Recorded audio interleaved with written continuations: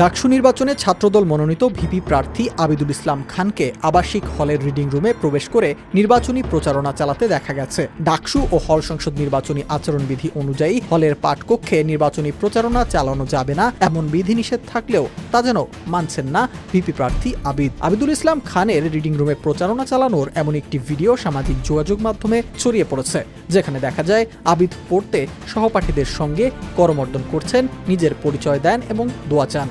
যেসব কর্মকাণ্ড সরাসরি ডাকসু ও হল সংসদ নির্বাচনের আচরণবিধি পরিপন্থী। ডাকসু নির্বাচন বিধিনিষেধ ৬ অনুযায়ী পাঠদান ও পরীক্ষা কার্যক্রম ব্যাহত হতে পারে এমন কোন স্থানে প্রচারণা বা সভা সমাবেশ আয়োজন করা নিষিদ্ধ বলে উল্লেখ করা হয়েছে। এছাড়া নির্বাচনী আচরণবিধির ধারা ১৭ অনুযায়ী কেউ যদি আচরণবিধি লঙ্ঘন করে তবে তার বিরুদ্ধে প্রার্থিতা বাতিল, বিশ্ববিদ্যালয় থেকে বহিষ্কার বা অন্য কোনো শাস্তিমূলক ব্যবস্থা গ্রহণ করতে পারে নির্বাচন কমিশন। এ বিষয়ে ডাকসু ও হল সংসদ নির্বাচনের রিটার্নিং কর্মকর্তা অধ্যাপক ডক্টর গোলাম রব্বানী জানিয়েছেন, কেউ যদি লিখিত অভিযোগ করে তাহলে তদন্ত সাপেক্ষে সেটার বিরুদ্ধে ব্যবস্থা গ্রহণ করব।